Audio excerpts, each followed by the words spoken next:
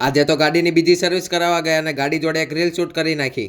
તો શું કે મિત્રો, મોજમાં ને જય શ્રી કૃષ્ણ બધાને. આજે તો ગાડી લીધી, એના 150 દિવસ પૂરા થઈ ગયા હતા એટલે ગાડીની બીજી સર્વિસ કરાવવા જવાની હતી. પાછું આજે રવિવાર હતો એટલે વહેલા જવું પડે. પછી ગાડી લઈને પહોંચી ગયા હતા હોન્ડાના સર્વિસ સેન્ટરે ને ઈ તો હજી બંધ હતું, પણ આપણે આવ્યા એની પહેલા ઘણી બધી ગાડીઓ આવી ગઈ હતી. સર્વિસ સેન્ટર ખુલી ગયું હતું ને આગળ પેલા આવ્યા એની ગાડીઓનું ચેકિંગ ચાલતું હતું ને આપણી ગાડીનો 8મો નંબર હતો. ફાઇનલી આપણી ગાડીનું ચેકિંગ ચાલતું હતું ને એમાં વાંધો તો કાંઈ નહોતો, કેમ કે ગાડી એકચ્યુઅલીમાં પલભાઈના પપ્પા ચલાવે છે. આપણે તો ખાલી પેટ્રોલ પુરાવાનું ને સર્વિસ કરવા જવાનું હોય. પછી ગાડી અહીંયા મૂકીને જવાની હતી એટલે આ ગોપાલભાઈને બોલાવી લીધો તો એ અડધી ઊંઘમાં હતો.